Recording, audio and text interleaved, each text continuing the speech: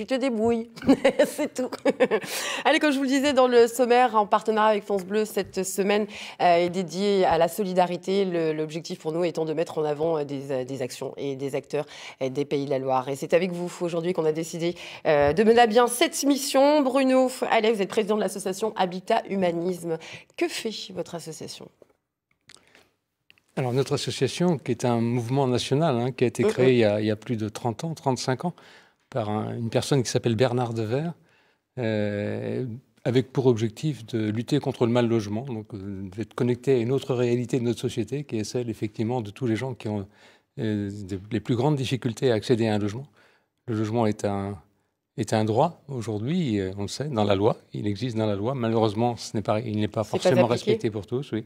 C'est un droit et donc nous, on lutte pour que ce droit soit effectif pour toutes les personnes, toutes les familles, et notamment celles qui ont le plus de difficultés à accéder à un logement digne et un logement qui insère, c'est-à-dire qui soit...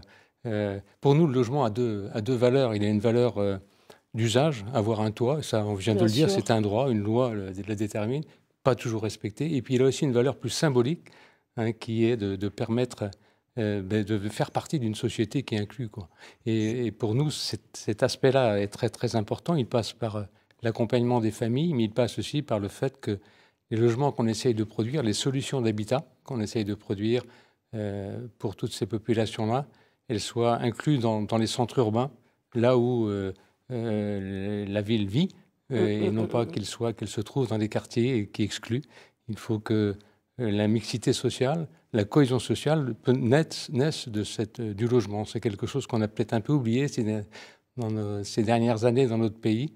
Et l'habitat peut effectivement permettre cette cohésion sociale. Donc voilà un peu les objectifs d'habitat et humanisme. Qui sont ces familles, ces personnes les plus démunies qui peuvent bénéficier du dispositif d'habitat humanisme ? Alors, chez nous, en Loire-Atlantique, ce sont essentiellement des bénéficiaires des minima sociaux, donc des gens qui, effectivement, ont des ressources très faibles. Pour certaines qui ont vécu des moments compliqués dans leur vie, qui peuvent éventuellement sortir d'une situation de rue, mais pas forcément. Donc, ce sont beaucoup de familles monoparentales. On sait aujourd'hui combien...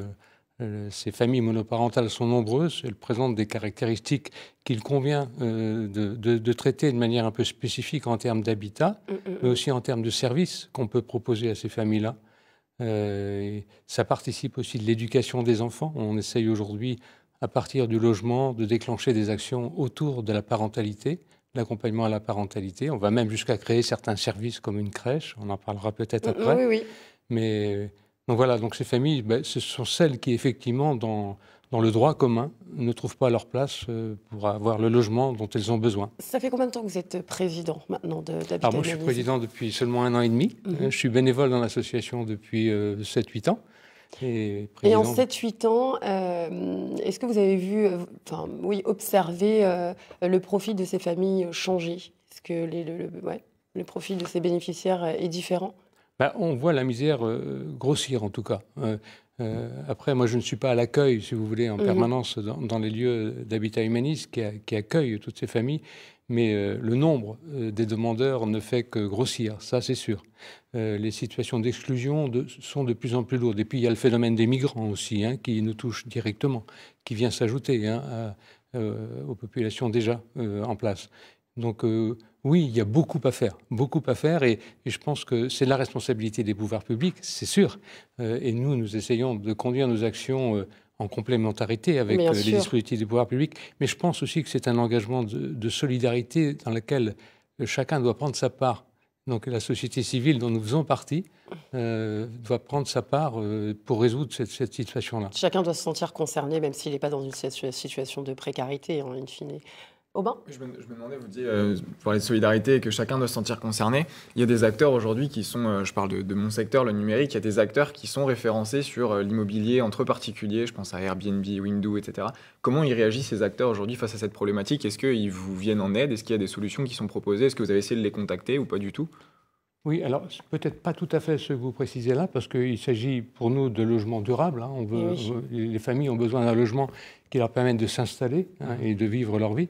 Mais par contre, ce contact avec des propriétaires privés, oui, ça nous intéresse. L'enjeu du logement aujourd'hui, c'est pas seulement des logements sociaux par les organismes HLM. Bien sûr, ça en fait partie, mais ils sont loin de pouvoir suffire à la demande. Donc effectivement, l'enjeu, il est aussi de mobiliser du parc social dans le parc privé. Tout à fait. Et pour ça, on développe, on essaye. Sur ces plateformes-là, il y a des personnes qui sont propriétaires, qui ont une maison secondaire et qui mettent à disposition en location. C'est également l'objectif de l'association. Oui. On en reviendra tout à l'heure. Juste, que sont justement ces logements ? Vous trouvez, on parlera des maisons secondaires, comme l'a évoqué Aubin, le logement du parc social. Alors, qu'est-ce que vous avez d'autre? Le parc de logement que l'on gère aujourd'hui en Loire-Atlantique, donc on gère à peu près 250 logements. La moitié sont en propriété de la foncière d'Habitat Humaniste, c'est-à-dire que notre mouvement a créé un organisme national qui est un maître d'ouvrage, qu'on appelle la foncière d'Habitat Humaniste, qui fonctionne par action. Donc il y a des actionnaires solidaires qui apportent leur contribution en achetant des actions dans cette foncière qui permet d'amorcer des constructions ou des réhabilitations de logements. On utilise pour le reste des emprunts auprès de la Caisse des dépôts et consignations et des subventions de l'État ou des collectivités territoriales. Donc pour partie, ces logements-là, donc on les construit ou on les rénove et ils sont propriétés de la foncière. Pour autre partie, effectivement, ce sont les bailleurs sociaux un peu et les bailleurs privés qu'on appelle des propriétaires solidaires qui viennent s'ajouter et qui proposent leur logement à notre association ou aux familles ou aux personnes qui viennent nous solliciter dans notre association. Alors, c'est eux qui viennent vers vous ou vous les sollicitez? C'est à la fois eux qui viennent vers nous et c'est nous qui les sollicitons. On est dans une démarche active les uns vers les autres. C'est le fait d'une organisation de la société civile. On est tous concernés, comme je le disais. Donc, on peut être aujourd'hui propriétaire d'un bien qui n'est pas occupé, par exemple, où on a envie éventuellement d'investir dans un bien bâti, de patrimoine, et en même temps avoir une démarche solidaire. Se dire que ce logement-là qu'on a ou qu'on va avoir, on peut le confier à une association comme la nôtre, ou à une autre, mais pour qu'il soit occupé par des familles qui sont les plus en nécessité. Et pas forcément dans les mauvaises conditions économiques, d'ailleurs, et donc ni même d'accompagnement et d'entretien. Mais donc ce lien-là, effectivement, avec les propriétaires privés est quelque chose de très important pour nous aujourd'hui. Parlez-nous de la Maison Bastille. Alors la Maison Bastille, qui s'appelle désormais la Maison Tissatois. Donc c'est une maison qui existe depuis 2013, au plein cœur de Nantes. Comme je vous disais, qu'il fallait que le logement soit un lieu d'insertion dans la ville, au cœur de la ville. Et c'est dans un beau quartier du centre-ville de Nantes, le quartier de la rue de la Bastille, où on a effectivement un immeuble qui comporte 21 logements intergénérationnels, avec un espace de vie sociale à l'intérieur et une micro-crèche. Donc, parce qu'effectivement, là-bas, on y loge des seniors, on y loge des familles, on y loge des jeunes actifs et on y loge des jeunes mamans. Et c'est là qu'on parle vraiment de cohésion sociale, où toutes ces personnes de générations différentes s'entraident également? Voilà, c'est ça. Donc, c'est pas seulement un lieu de logement individuel où les gens ne se connaîtraient pas, mais c'est c'est un espace collectif où vivent ensemble d'échange, de partage, locataires, au contact de bénévoles. J'insiste sur l'aspect bénévole, parce qu'Habitat Humanisme, c'est beaucoup de bénévoles. C'est aussi une équipe de professionnels. On a 90 bénévoles dans notre association en Loire-Atlantique. On a 15 professionnels, 15 salariés.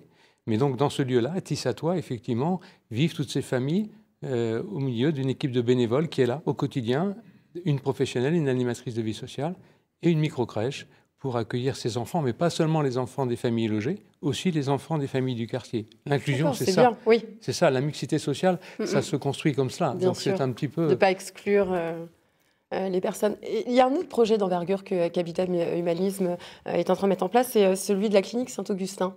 Oui, c'est un projet important pour notre association, mais pas seulement pour notre association, pour les gens qui viendront y loger.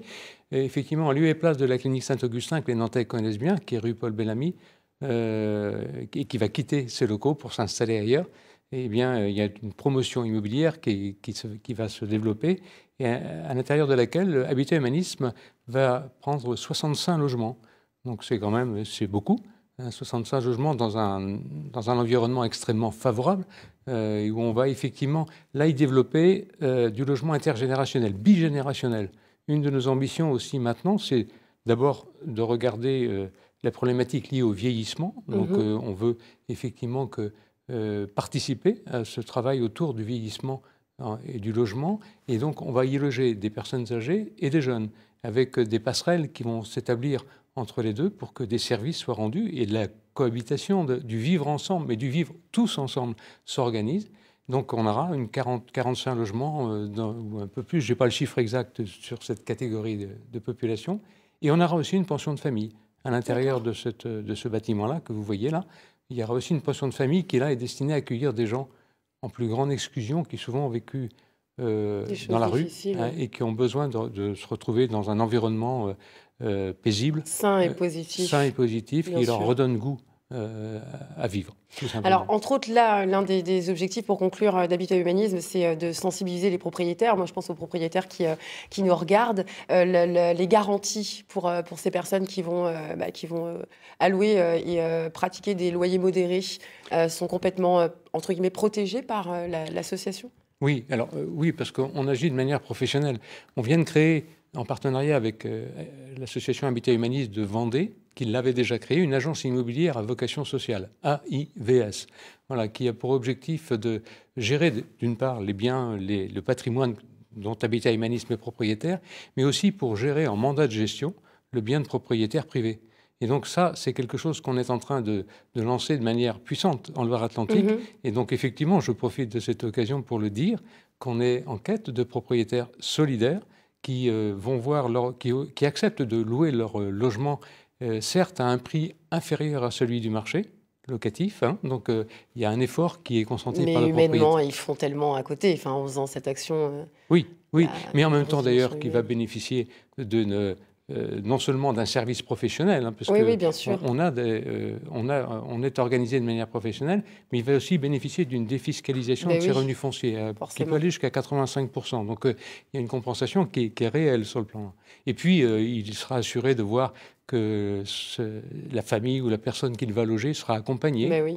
Et puis il y a un dernier avantage pour ces futurs propriétaires, c'est qu'ils sont solidaires. Et ça, aujourd'hui, je crois que notre société le ressent fortement. Oui. Ce besoin de solidarité. C'est vrai. Donc, à travers cette fonction de propriétaire solidaire, eh bien, venez vers nous éventuellement pour être solidaires. Merci beaucoup Bruno Allais, président d'Habitat Humanisme. Belle action en tout cas. Et merci d'être venu en parler sur le plateau de 9h50 le matin.